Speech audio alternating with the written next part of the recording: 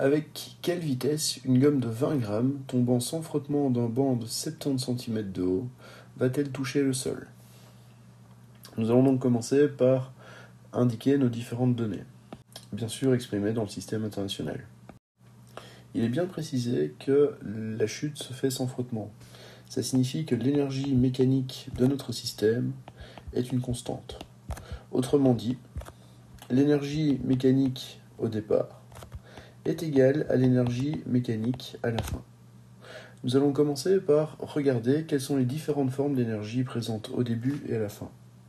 Donc, à l'instant initial, à T0, nous avons une hauteur. Ça signifie que nous avons de l'énergie potentielle. Par contre, l'objet commence sa chute, il n'a pas de vitesse. Donc, nous n'avons pas d'énergie cinétique.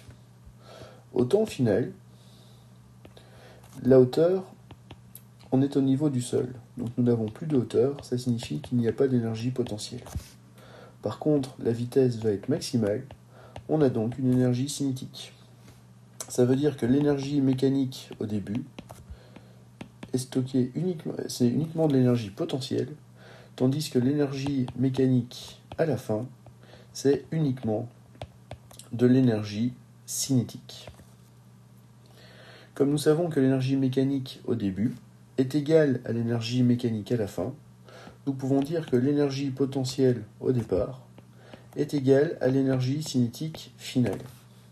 Autrement dit, la masse de la gomme fois la gravité fois la hauteur est égale à la masse de la gomme fois sa vitesse finale au carré divisé par 2.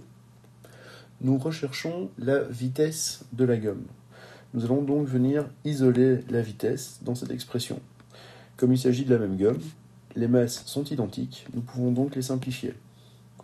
Et lorsque nous isolons la vitesse de la gomme, donc la vitesse au carré est égale à 2 fois g fois la hauteur initiale, et donc la vitesse de la gomme est égale à la racine carrée de 2 fois g fois h.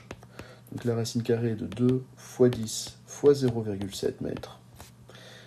Et nous trouvons comme valeur de chute 3,7 mètres par seconde.